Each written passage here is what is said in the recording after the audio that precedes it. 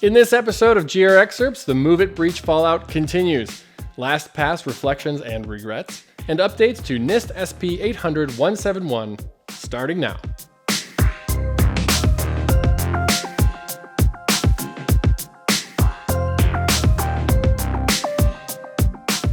Welcome to another edition of GRXcerpts, highlighting interesting and trending headlines in cybersecurity. I'm Tom, reporting on behalf of CyberGRX.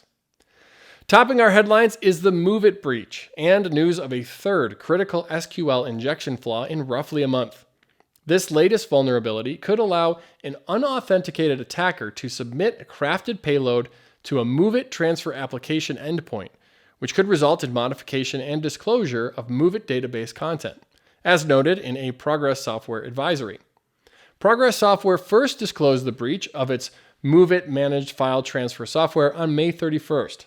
Although security researchers found evidence suggesting that the exploitation may have started 2 years ago. So far, more than 100 organizations globally have been impacted by the hacking spree, and that number is expected to grow. The attack is attributed to the Clop ransomware group. The victims are high-profile organizations predominantly in the U.S. Confirmed victims include the U.S. Department of Energy, Oregon's Department of Transportation, the Nova Scotia government, British Airways, Shell Oil, the Illinois Department of Innovation and Technology, and the Minnesota Department of Education, to name just a few.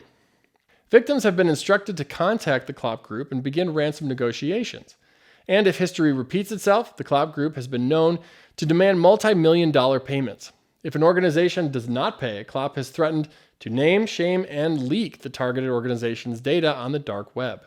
In an interesting development, no ransom demands have been made of federal agencies, and hackers wrote in all caps on the dark website, "If you are a government, city, or police service, do not worry. We erased all your data.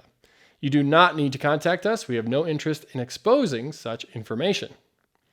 The attack is believed to be opportunistic, with 31% of the publicly exposed victims in the financial sector, 16% in healthcare, and 9% in technology. CISA is providing support to federal agencies that experienced intrusions to understand the impacts and assist with timely remediation. Progress Software is advising customers to disable HTTP and HTTPS traffic to allow for local host access only, then apply the available patches before re-enabling HTTP and HTTPS traffic.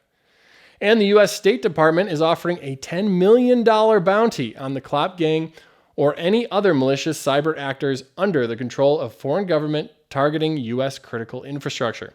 Send a tip, and you could be eligible for a reward. And shifting now for an update on LastPass.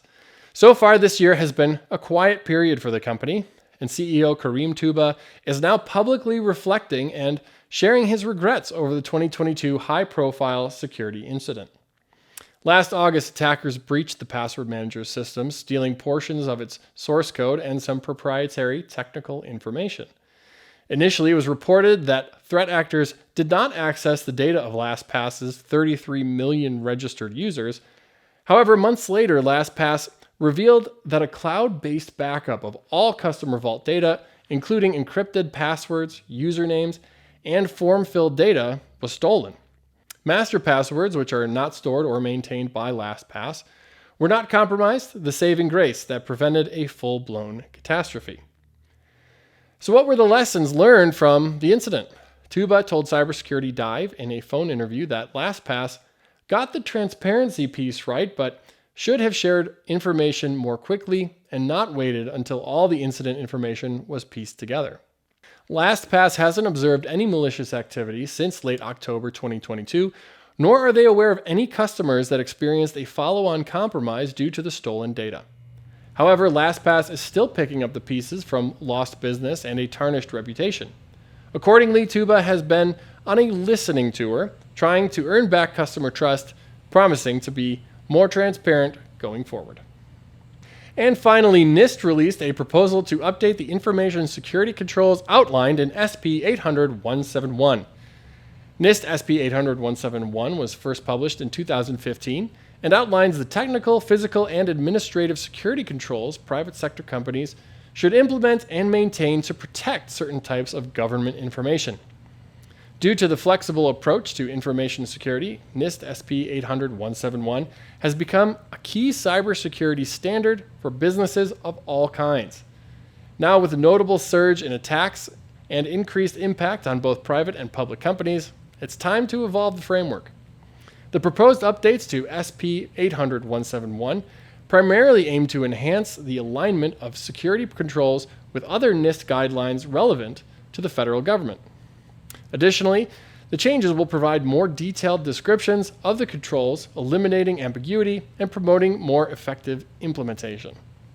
While not the primary focus, the updates also address incident response, clarifying the incident response plans and controls that an organization should have in place. For example, the NIST proposal emphasizes using checklists, tabletop exercises, and other simulations to test a response plan. NIST also adds new guidance concerning how organizations can use qualitative and quantitative data to determine the effectiveness of incident response processes. And it also encourages testing and measuring the speed at which an organization can launch its incident response teams to improve the efficiency and effectiveness of incident recovery.